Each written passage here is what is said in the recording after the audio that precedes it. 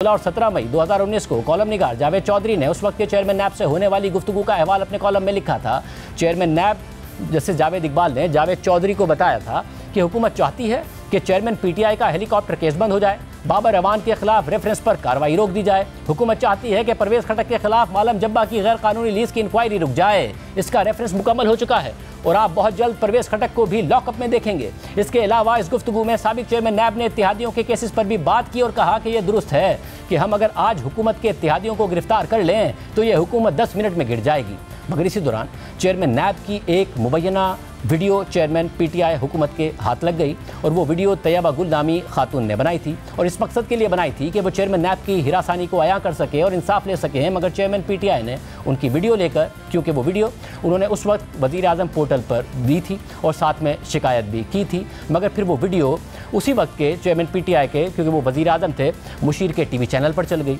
और उसके बाद इंसाफ देने के बजाय चेयरमैन नैब को ब्लैकमेल करना शुरू कर दिया गया। और जावेद चौधरी से चेयरमैन नैब की इस गुफ्तगू के 6 दिन बाद चेयरमैन पीटीआई के मामले खुसूसी के चैनल पर जब ये वीडियो चला दी गई और चेयरमैन नैब ब्लैकमेल होना शुरू हो गए, फिर हुकूमत के खिलाफ तमाम केसेस एक एक करके बंद होना शुरू हो गए या उनमें कोई पेशरफ्त ही नहीं हुई। यानी तैयबा गुल ने अपनी शिकायत वज़ीर आज़म के शिकायती पोर्टल पर पहुंचाई तो बजाय इसके कि जावेद इकबाल के खिलाफ कोई कार्रवाई होती, उल्टा तैयबा गुल की वीडियो को इस्तेमाल करके जावेद इकबाल को ब्लैकमेल किया जाने लगा। इस वीडियो के जरिए चेयरमैन पीटीआई की हुकूमत ने नैब को इस्तेमाल करके वो सब हासिल किया जिसकी तफसीलात अभी हमने आपके सामने रखी हैं। खुद तैयबा गुल ने हमारे प्रोग्राम में चेयरमैन पीटीआई, उनके प्रिंसिपल सेक्रेटरी आजम खान और उनके मामले खुसूसी पर संगीन इल्ज़ामात लगाए। ये भी कहा कि 45 दिन तक तो उन्हें वज़ीर आज़म हाउस में रखा गया। इमरान खान साहब से भी आपकी मुलाकात हुई थी, आजम खान और ताहिर खान से नहीं, इमरान खान साहब खुद वज़ीर आज़म से भी आपकी मुलाकात हुई थी? जी बिल्कुल। क्या कहा था उन्होंने? वज़ीर आज़म हाउस में उनके ऑफिस में मुलाकात हुई और क्या कहा उन्होंने?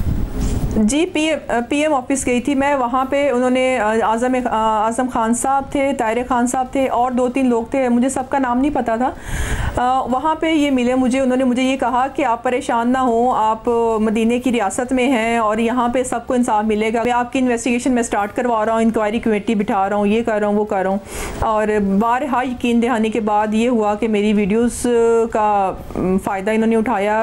अपोजिशन को ब्लैकमेल किया या जैसे भी इन्होंने अपने केसेस बंद करवाए, वो सब आपके सामने है। उसी चेयरमैन नैब के दौर में 50 अरब रुपए का स्कैंडल सिर्फ शिकायत की स्टेज पर बंद कर दिया गया और आज साबिक वज़ीर आज़म और चेयरमैन पीटीआई उसको अपनी मासूमियत के तौर पर पेश कर रहे हैं। तो यह है कि इस पूरे तनाज़े के बावजूद जब गुज़िश्ता साल तारीख के मुतनाज़ तरीन चेयरमैन नैब जावेद इकबाल की रिटायरमेंट का वक्त आया तो चेयरमैन पीटीआई सदारती ऑर्डिनेंस ले आए और उन्हें तौसी दिलवा दी। मालम जब्बा केस में खुद चेयरमैन नैब ने ना सिर्फ रेफरेंस तैयार होने का दावा किया था बल्कि उन्होंने परवेज खटक की गिरफ्तारी की भी बात की थी। मगर हुआ क्या? 3.5 साल तक नैब तहकीकात करता रहा और फिर जुलाई 2021 में नैब ने पेशावर हाई कोर्ट के हुक्म का सहारा लेकर तहकीकात बंद कर दी, जिस पर पेशावर हाई कोर्ट को वजाहत देना पड़ी कि हमने तो नैब को इंक्वायरी जारी रखने की हिदायत की थी, लेकिन नैब ने अदालती अहकामात को बुनियाद बनाकर मुकम्मल रेफरेंस ही ख़त्म कर दिया। यानी अदालत ने कहा कि उसने नैब को हिदायत की थी कि मालम जब्बा केस की तहकीकात जारी रखी जाएँ, मगर चेयरमैन नैब जावेद इकबाल की सरबराही में नैब ने यह मौक़िफ़ अपनाया कि अदालत ने तहकीकात मज़ीद जारी ना रखने की हिदायत की है। यानी कहा कुछ गया था और किया कुछ गया।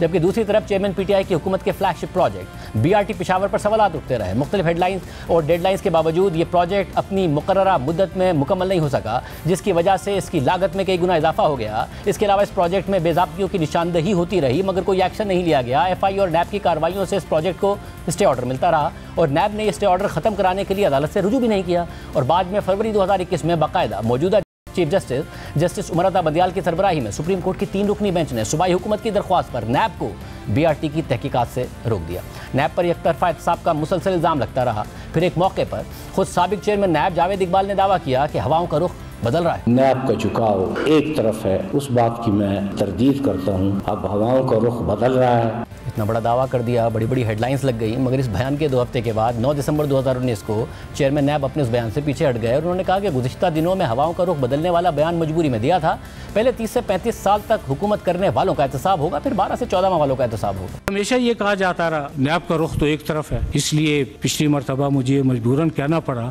हवाओं का रुख बदलने लगा है। लेकिन एक तरफ 30-35 साल का दौर, एक तरफ 12-14 महीने का दौर, तो मतलब आपको थोड़ी सी डिस्टिंक्शन तो करनी पड़ेगी ना। मगर फिर कुछ नहीं किया गया। अपोजिशन के रहनुमाओं को महीनों तक, सालों तक गिरफ्तार रखा गया, उनके खिलाफ कुछ साबित नहीं हुआ और अब चेयरमैन पीटीआई एहतसाब के इसी दौर की मिसाल देकर कह रहे हैं कि जब नैब ने 190 बिलियन पाउंड का केस 2020 में बंद कर दिया था, शिकायत के स्टेज पर बंद कर दिया था, तो अब इसे खोलना मेरी बेगुनाही का सबूत है, मगर तारीख और हक़ाइक़ किसी और तरफ इशारा कर रहे हैं। इसके अलावा चेयरमैन PTI और शहजाद अकबर दूसरा दिफा ये पेश कर रहे हैं कि NCA की बिजनेस टाइकून के साथ जो सेटलमेंट हुई थी उससे ने जो 190 मिलियन पाउंड की रकम हासिल हुई थी उससे, इसमें कुछ रकम बरतानिया में से एक जायदाद से भी आए थे और वो जायदाद बुनियादी तौर पर नवाज शरीफ के बेटे हसन नवाज की थी, लेकिन उन्होंने ये जायदाद बिजनेस टाइकून को दुगनी कीमत में फ़रोख्त कर दी थी। इसलिए नैब को शरीफ ख़ानदान से तहकीकात करनी चाहिए। अगर वाकई कोई ऐसा मामला है तो ये सवाल शहजाद अकबर को अपने आप से और चेयरमैन PTI को अपने आप से पूछना चाहिए। और इसकी वजह यह है कि जब 190 मिलियन पाउंड का स्कैंडल सबसे पहले सामने आया था तो उस वक्त साबिक वज़ीर आज़म नवाज शरीफ के बेटे हसन नवाज का नाम भी लिया जा रहा था, मगर उस वक्त की हुकूमत तो कुछ नहीं कर रही थी, मगर हम बार बार सवालात उठा रहे थे। इस हवाले से हमने शहजाद अकबर से उस दौरान भी पूछा था कि हसन नवाज से क्या इंक्वायरी हो रही है, बरतानवी हुकूमत को लिखकर क्यों हसन नवाज के अकाउंट्स भी उसी तरह फ्रीज़ नहीं करवाए जा रहे हैं जैसे बिजनेस टाइकून के अकाउंट्स फ्रीज़ हुए थे। एवन फील्ड पर तो अदालत का फैसला हो चुका है, इस हवाले से क्यों बरतानवी हुकूमत को नहीं कहते? तो देखिए वो क्या बड़े बड़े दावे करते हैं। प्रेस रिलीज में हसन नवाज का जिक्र नहीं है, मगर आपने अपनी प्रेस रिलीज में किया और आज आपने वैसे भी कहा कि ये थोपा गया साहब को, तो कम से कम आप बरतानिया को ये नहीं कह सकते कि भाई वन हाइड पार्क प्लेस आप से तो ले लिया मगर हसन नवाज से ने लिया था और उन्हें थोपा गया था, तो जरा ये तो पता करें कि हसन नवाज ने ये कैसे बनाया था और उसके वो मीन्स जस्टिफाई करते या नहीं करते, अनएक्सप्लेन्ड तो नहीं है उनकी, और वो भी हमारे हवाले किया जाए क्योंकि उनके पास पैसे कैसे आए थे खरीदने के। इस वक्त I am not at liberty to say कि इस इश्यू को लेके पहले वाले एपिसोड के ऊपर क्या काम हो रहा है, वो जब चीज़ें सामने आएंगी तो वक्त आने पे वो भी आ जाएंगी। लेकिन आपका वो सवाल बिल्कुल ठीक है कि ये एक ट्रांजैक्शन का सिर्फ एक हिस्सा है। इस ट्रांजैक्शन के पहले का भी हिस्सा था वन हाइड पार्क। अगर आप देखिए तो सबसे पहले हमारे सामने वो पनामा वाली रेवलेशंस जब हुई और मुख्तलिफ कंपनीज का आया तो जब चीज़ें सामने आई। एवन फील्ड में तो ये रहते हैं, अभी नवाज शरीफ साहब भी वहीं जाके रह रहे हैं, उसके ऊपर तो पाकिस्तान की कोर्ट का एक फैसला भी है। कम से कम आप उस पर नहीं कह सकते NCA को कि भाई आप देखें कि ये जब हसन नवाज ने खरीदा ये अपनी वेल्थ को एक्सप्लेन कर सकते हैं या नहीं कर सकते, क्योंकि के ऊपर तो पाकिस्तान में आप लोग इस तरीके से नैब की कोई इंक्वायरी इन्वेस्टिगेशन कर भी नहीं रहे थे, इतना कुछ पकड़ा गया उनके ऊपर, इतना कुछ पाकिस्तान में हो रहा है, वहां क्यों नहीं लिख देते उनको? आपका टाइम भी बच जाएगा, पाकिस्तान भी आगे बढ़ेगा, पैसे भी वापस आ जाएंगे, क्योंकि आपने कहा आज के मैं तो चाहता हूं बस पैसे वापस आए। आपको किसने कह दिया कि हम ये परसू नहीं कर रहे? उसको चेयरमैन तहरीक इंसाफ बतौर वजीर आजम अपनी काबीना को कह रहे थे कि 190 मिलियन पाउंड केस का मामला मीडिया पर इस हवाले से बात नहीं करनी है, मगर हम सवालात उठा रहे थे, बार बार उठा रहे थे, सवालों के जवाब में बड़े बड़े दावे हो रहे थे, और इस सवाल के बाद तहरीक इंसाफ की 3.5 साल हुकूमत रही लेकिन फिर कुछ भी नहीं किया गया। और आज वही चेयरमैन PTI और शहजाद अकबर ये मुतालबा कर रहे हैं कि नैब को शरीफ खानदान से पूछना चाहिए, जबकि चेयरमैन PTI के एहतसाब के 2 पसंदीदा लोग एसेट रिकवरी यूनिट के सरबराह शहजाद अकबर और चेयरमैन नैब जावेद इकबाल अपने अपने ओहदे पर सालों तक विराजमान रहे, लेकिन उन्होंने इस हवाले से खुद कुछ नहीं किया। नैब से भी सवाल उठता है कि उस वक्त सिर्फ शिकायत की स्टेज पर इतना बड़ा केस कैसे बंद कर दिया, क्योंकि अगर नैब को ये नहीं पता था कि उस वक्त के वज़ीर आज़म पर बिजनेस टाइकून से रिश्वत का इल्ज़ाम है, तो ये तो पता था कि ये रकम रियासत पाकिस्तान को नहीं बल्कि सुप्रीम कोर्ट में उसी बिजनेस टाइकून के अकाउंट में एडजस्ट कर दी गई है। क्योंकि अब जब नैब इसकी तहकीकात कर रहा है तो चेयरमैन PTI को जो नैब की तरफ से नोटिस दिया गया है उसके मुताबिक रिकॉर्ड से इंकिशाफ होता है कि 25 नवंबर 2019 को 11 करोड़ 67 लाख पाउंड से जायद यानी 23.3 अरब रुपए और फिर 26 नवंबर 2019 को 2 करोड़ पाउंड से जायद रकम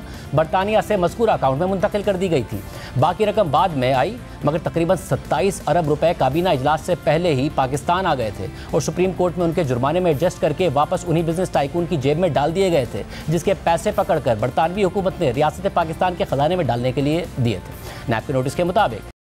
की लायबिलिटी में ये रकम एडजस्ट करने के बाद इस गैर कानूनी डिज़ाइन को कवर करने के लिए मामले खुसूसी शहजाद अकबर ने 2 दिसंबर 2019 को वज़ीर आज़म के लिए एक नोट तैयार किया ताकि आप यानी चेयरमैन PTI और दीगर की मिली भगत से काबीना से मंजूरी ली जाए, और इस समय दीगर हक़ाइक़ छुपाए गए कि 3 दिसंबर 2019 को काबीना से मंजूरी लेने से पहले ही ये रकम रियासत पाकिस्तान को मुंतकिल करने के बजाय सुप्रीम कोर्ट में की लायबिलिटी में एडजस्ट कर दी गई थी। और काबीना से शहजाद अकबर ने यह भी छुपाया कि इस दस्तावेज पर 6 नवंबर 2019 को ही दस्तखत कर दिए गए थे, और बजाय इसके कि बरतानिया में नेशनल क्राइम एजेंसी को पैसे की ट्रांसफर के लिए हुकूमत पाकिस्तान का बैंक अकाउंट दिया जाता, बदनीयती के साथ वो अकाउंट दे दिया गया जो सुप्रीम कोर्ट में उनके जुर्माने की रकम के लिए मुख्तस है, और यूं बरतानिया से आने वाले पैसे वहां एडजस्ट कर दिए गए। और नैब ने 2020 में कंप्लेंट वेरिफिकेशन स्टेज पर केस ही बंद कर दिया था, जबकि काबीना के बाकी अरकान में से भी किसी ने अवामी सतह पर आज तक ये नहीं कहा कि उन्हें यह लिफाफा खोलकर दिखाया गया था, बल्कि फवाद चौधरी, फैसल वाउडा, शेख रशीद और नदीम अफजल चंद भी ये बता चुके हैं कि चेयरमैन पीटीआई के कहने पर सील लिफाफे पर काबीना से दस्तखत कराए गए और न सिर्फ ये कि काबीना को तफसीलात नहीं बताई गई, बल्कि काबीना अरकान को इस पर बात करने से भी मना कर दिया गया था।